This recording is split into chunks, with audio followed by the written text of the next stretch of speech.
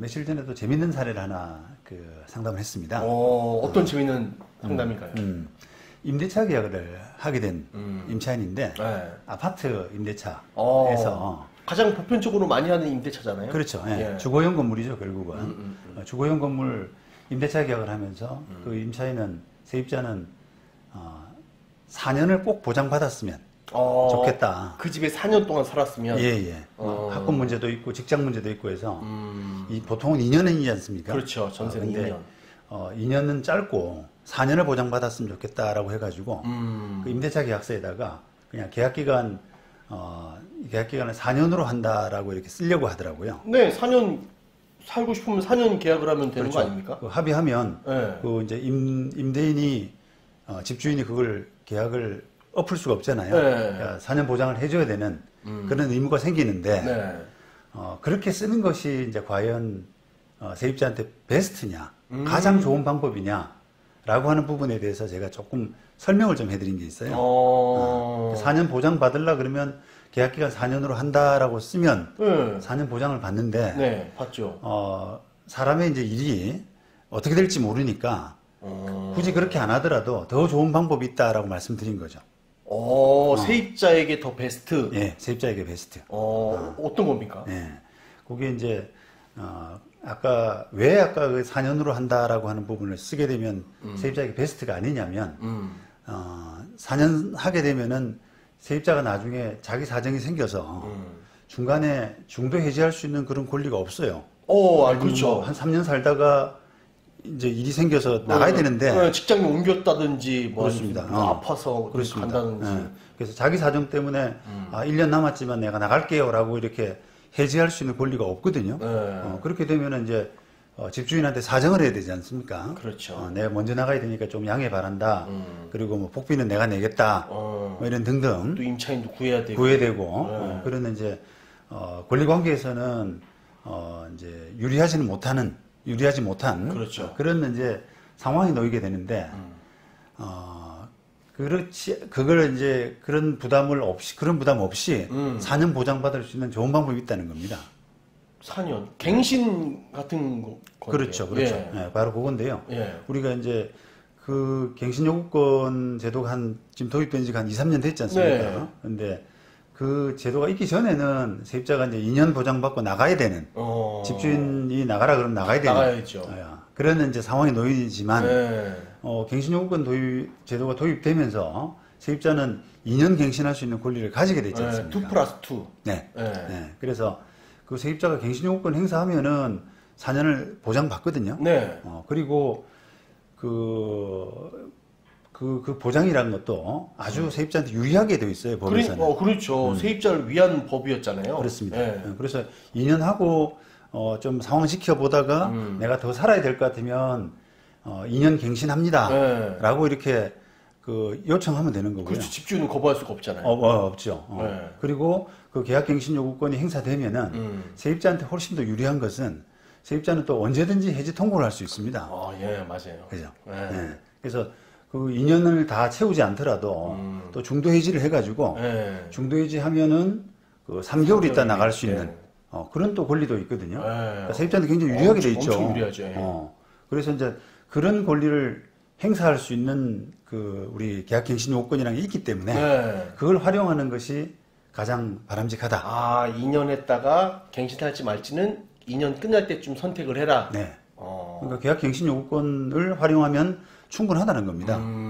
그런데 여기서 이제 한 가지 주의해야 될 부분은 계약갱신 요구권이 활용하더라도 이제 우리가 4년 보장을 할 수 없는 예외 사유가 있잖아요. 예외 사유가 있죠. 갱신 고절 사유라 그러는데 뭐 세입자가 뭐 2회 이상 차임 연체한다든지 뭐 등등 그런 사유들이거든요. 근데 이제 그런 세입자가 이제 뭐 규책 사유가 있어가지고 세입자가 잘못해서 갱신 요구권을 행사 못하는 그런 경우보다는 전세에서는 별로 없죠. 없죠. 집주인이 들어오겠다. 내가 직접 살겠다. 실거주.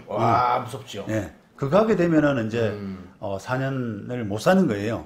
2년 살고 그냥 나가야 되는 그런 부분이 있어서 만약에 그거를 이제 계약갱신 요구권으로도 그거는 커버가 안 되기 때문에 그거를 실거주 예를 들면 이제 임대인의 실거주를 이유로 계약 갱신할 수 없다.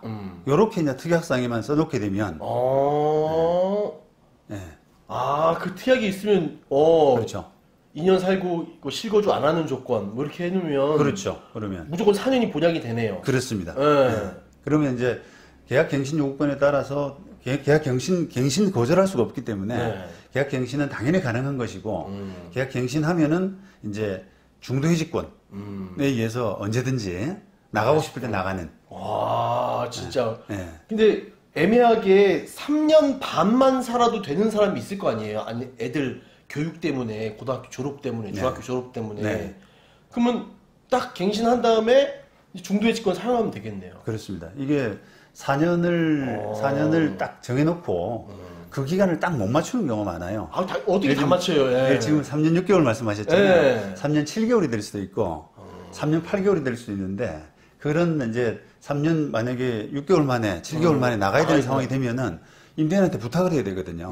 그러면 또 그에 걸맞는 대가를 제공을 해야 돼요. 그렇죠. 복비부터 그렇죠. 임차인 구해야 되지. 그렇습니다. 뭐 하여튼 청소도 싹 막 깨끗하게 해놔야 그렇죠. 되지. 예. 그런 조건이 맞아야 이제 중도 해지가 되는 건데 이 계약 갱신 요구권을 행사하게 되면은 3개월 전에만 통지하면 언제든지 나갈 수 있는 그렇게 되면 이제 그런 부담에서 해방되는 거죠. 완전 유리해지네요. 완전 유리해지는 겁니다. 네. 그 특약 한 문구가 그냥 임차인이 완전 유리해지는 거네요. 그렇습니다. 예. 그래서 이제 이게 또 중개사들은 그냥 편하게 세입자가 4년 보장을 해달라니까 임대인 설득해가지고 어차피 뭐 그 갱신 요구권도 있고 하니까 4년 주시어도 돼요. 이러면서 계약기간 4년 이렇게 그냥 편하게 하려고 하거든요. 야. 그래야 복잡해지진 않잖아요. 그게 임대인한테는 베스트인데 어떻게 보면 나는 그냥 오래 살았으면 좋겠다 이 사람이 있으면 네. 4년 막 계약하고 그렇죠. 네. 그렇게 되면 이제 서로 그냥 합의하에 의한 거기 때문에 그게 뭐 당연한 합의로서의 이제 효력은 발생하지만 이제 법이 있기 때문에요. 갱신 요구권이라고 하는 법을 생각한다 그러면은 임차인한테 베스트 최고의 어떤 그 계약은 아니라는 겁니다. 그러겠네요. 그래서 제가 아까 말씀드린 것처럼 그 실거주를 이유로 갱신 거절하지 못한다. 이런 정도로 딱 이제 써놓으시게 되면 세입자한테 굉장히 유리하게 되죠. 그 문구 하나가 진짜 임차인이 완전 유리하게 되는 거네요. 네. 또 이제 영상 보시고 임대인 분께서는 세입자 편만 들지 말고 임대인 편 좀 들어달라고 이렇게 댓글 다시는 분들 계세요. 그러니까 변호사는 너무 세입자 편만 드니까. 네네. 그러니까 뭐 저는 누구 편이 아니라 사실은 이제 이거는 임차인을 위해서 조언 드리는 거잖아요. 이 영상은. 그런데 이제 다른 영상들은 또 뭐 그 상황에 따라서 임대인을 위한 이야기가 될 수가 있는데 그거는 이제 적절히 자기 상황에 따라 활용하셔야 되는 거죠. 뭐. 의문이 있습니다. 네. 나는 여기에 6년을 살아야 돼요. 네. 교육 때문에. 4년 계약하고 갱신하면 되는 건가요? 그렇죠. 그렇죠. 원래 이제 계약을 한 번 갱신할 수 있다라고 하는 법에 그렇게 돼 있거든요. 그렇죠. 그러면 계약 기간이 당초 4년이다라고 하게 되면은 한 번 갱신하면 2년의 범위 내에서 갱신이 가능합니다. 4년 계약하고 갱신해서 6년까지 딱 받을 수 있는 거예요. 그러면서 특약사항으로 실거주를 이유로 갱신 거절하지 못한다. 이렇게 넣으면 확고하게 보장이 되는 거죠. 야, 너무 꿀팁인데 이거. 네. 그런 계약은 이제 4년까지는 의무적으로 사셔야 되고요. 그다음에 플러스 2 마지막 2년은 조금 계약 기간에서 임차인이 세입자가 자유로워지는 겁니다. 부동산 중개인들도 많이 활용하면 좋을 것 같습니다. 예, 그럼요. 이게 이제 우리가 공인중개사는 사실은 이제 준법률가라고 하거든요. 그만큼 이제 계약을 많이 다루기 때문에 이런 툴들, 당사자의 어떤 니즈라고 하지 않습니까? 뭘 원하는지 그런 부분들을 법에 이렇게 맞게끔 제공을 해줘야 되고 계약서를 직접 쓰고 이런 이제 책임이 있는 사람들인데 그런 그 툴들이 좀 약해요.